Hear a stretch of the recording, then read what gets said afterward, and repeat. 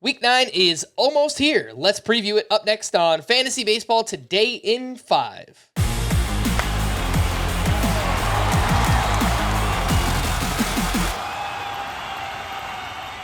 Welcome into FBT in 5. Today is Friday, May 19th. I am Frank Samfeld, joined by Scott White.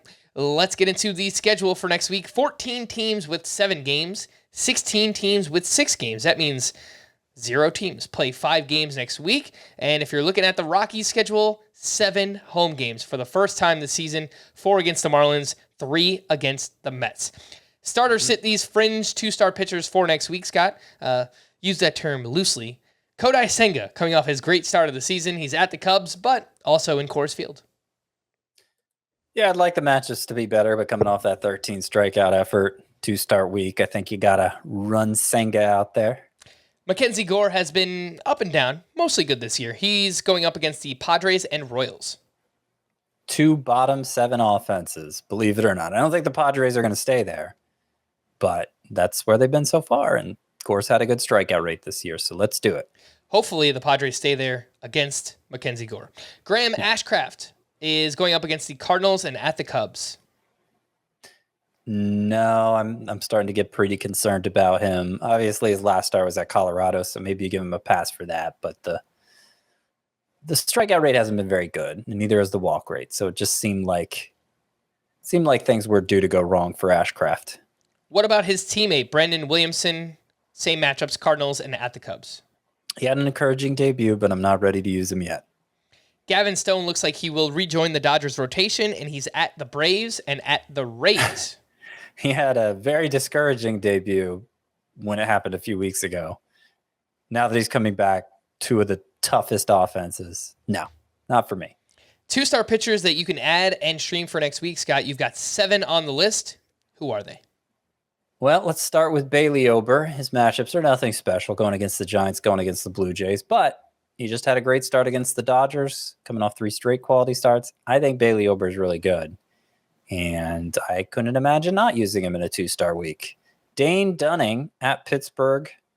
They've slowed down a lot offensively. At Baltimore, they're good offensively, but 2 starts for a pitcher who has looked great all year, still has an ERA below 2. Don't entirely trust Dane Dunning to sustain it, but I can't.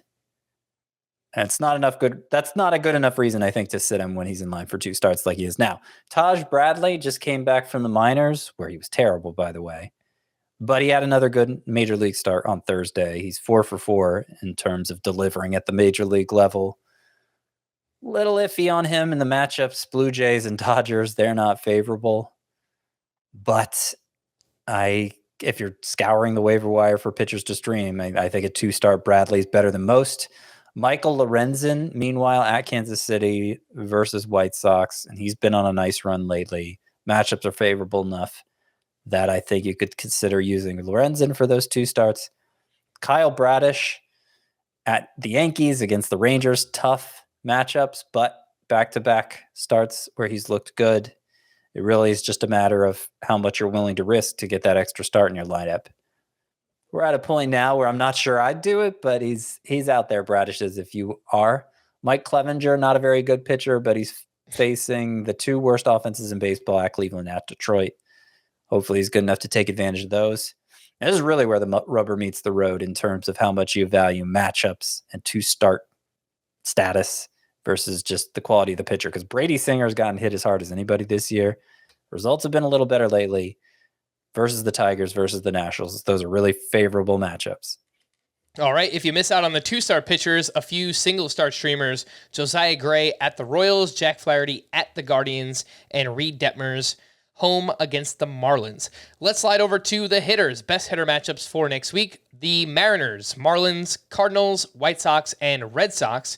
The worst hitter matchups, Twins, Pirates, A's, Giants, and Blue Jays. With that being said, Scott, your favorite sleeper hitters for week 9. Well, you mentioned the Rockies are at home all week. Got a 4-game series where they're hosting the Marlins. So I think that's a good reason to get Jorge Soler in your lineup, who's, of course, been on a nice power surge of late anyway. Not only that, but 4 lefties on the schedule for the Marlins. Soler this year is batting .367 with a 6 home runs, 1520 OPS against lefties. That's an easy call. His teammate Brian De La Cruz also has pretty good numbers against lefties. So I think he's worth using as well. Seiya Suzuki and Christopher Morel for the Cubs have been hot. Their matchups are at least decent. I think they're both worth using this week.